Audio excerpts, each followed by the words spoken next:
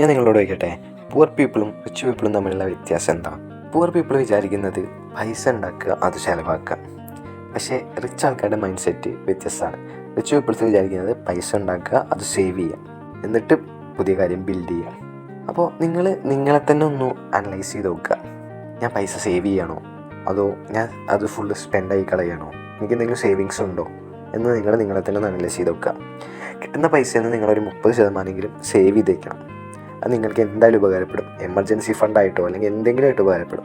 ആ മൈൻഡ് സെറ്റാണ് നിങ്ങളെ റിച്ച് ആക്കുന്നത്.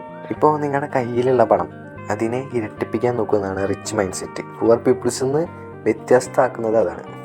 നമ്മൾ അസറ്റ് ബിൽഡ് ചെയ്യണം. നമ്മൾ പണിയെടുത്ത് പൈസ ഉണ്ടാക്കി ആ പൈസ വെച്ചിട്ട്, സേവ് ചെയ്ത പൈസ വെച്ചിട്ട് നമ്മൾ വേറൊരു അസറ്റ് ബിൽഡ് ചെയ്യണം. അങ്ങനെയാണ് നമുക്ക് കയറി വരാൻ പറ്റുള്ളൂ. ഒരിക്കലും ഒരു സുപ്രഭാതത്തിൽ നമ്മൾ പെട്ടെന്ന് പണക്കാരാവില്ല. സോ ഞാൻ നെക്സ്റ്റ് വീഡിയോയിൽ നിങ്ങൾക്കൊരു ഉദാഹരണ സഹിതം പറഞ്ഞുതരാം. രണ്ട് ആൾക്കാരുടെ ഉദാഹരണം വെച്ചിട്ട് ഞാൻ പറഞ്ഞുതരാം. Okay, thank you.